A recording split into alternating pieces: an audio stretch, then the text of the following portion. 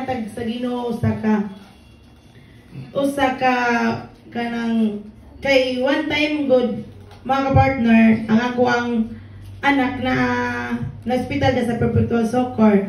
So ako gipakuan kay naman siya sakit nga murag patol ba?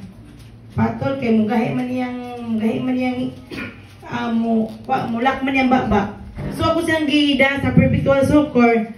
So dito na check sa doktor, nga nang doktor na say kanang clot sa ulo. So nga na ko, dok, kani mong giresita dok nga tambal unsa man ni nani side effect.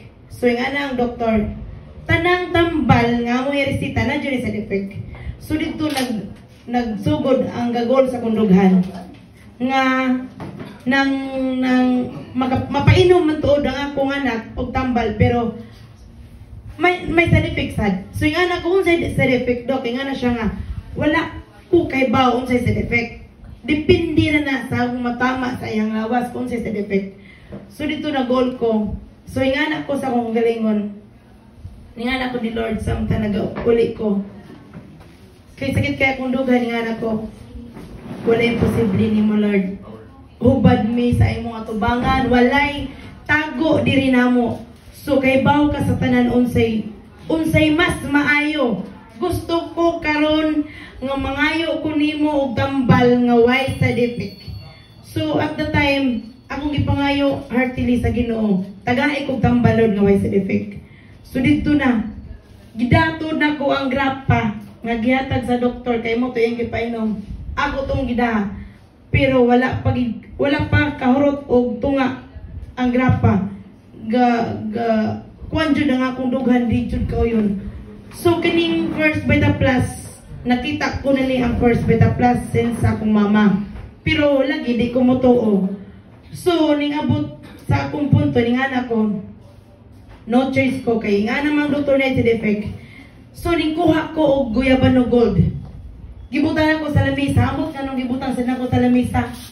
Gingana man ako pagbutang. Nya dili ko ang tambal nga nako. Kani mo ni ang guyabano gold. So mo ni ang tambal nga gihatag sa doktor nga para tambal sa patol. So yung anak ko, nimpiyon ko yung anak ko, bahala na. Yung anak ko napabili ng guyabano, bahala na. Ikaw na bahala Lord. Gilabay na ako diha pag-ana na ko sa lamisa, wala sa kukibaw, mga sa padong. Wala sa kukibaw, akong punitunto, itago. Wala na, yung anak ko. Ang guyabano nilang akong i-maintain, hindi mo yung bahala na by faith. So by faith, nagsugod to, nagsigi kong painom. Kuha na kong anak, 4 years old. Hantod karon 17 na edad niya. Nagpasalamat ko sa Ginoo kay wala nagyod mo balik sensor. Ang kayang pagkapatol. So yung anak ko, pasalamat ko sa Ginoo. Usa, number 1, pasalamat ko sa Ginoo dahil hatag siya instrumento dili sa First Beta Plus nga aduna dahay First Beta Plus nga usa gamiton sa Ginoo nga tambal para sa atong panglawas nga way side effect. Yes. Sinasingkasing ni nako gikuan sa Ginoo gipangayo. So gatuhog ko pero akong kasing-kasing ako jung kuan sa Ginoo nga iyang ihatag pero nga nako walay imposible nimo muhatag ka na kog tambal sa akong anak nga way side effect. So answer prayer nako ang First Beta Plus sa akong kinabuhi uban sa akong pamilya ang First Beta Plus answer prayer. Kay mo ni gihatag sa Ginoo nga way side effect nga tambal pagkaon juice dako kay katabang sa atong panglawas.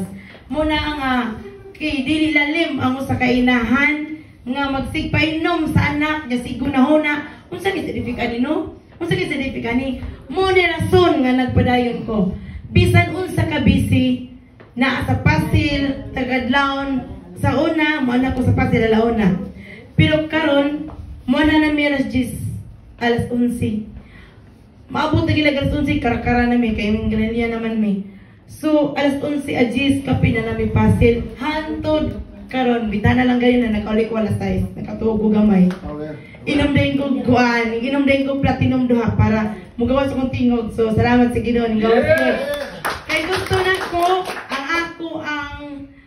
ang ako sa i-share kung unsa ang akong kasinatian diri sa First Beta Plus. Usa ka rason nga wa jud ko mohunong maskin sa isdaan sa wala kay bawo no, nadi ko'y tarimayan sa isdaan. Maskin sa isdaan dili pwede biyaan. Maskin unsa ka busy, wala jud ko mohunong diri sa First Beta Plus. Kay usa ka rason ngano nagpadayon ko kay nindot siya nga produkto, nindot sad siya sa kitaan. So wala ko man siguro i-explain unya, ma-explain unya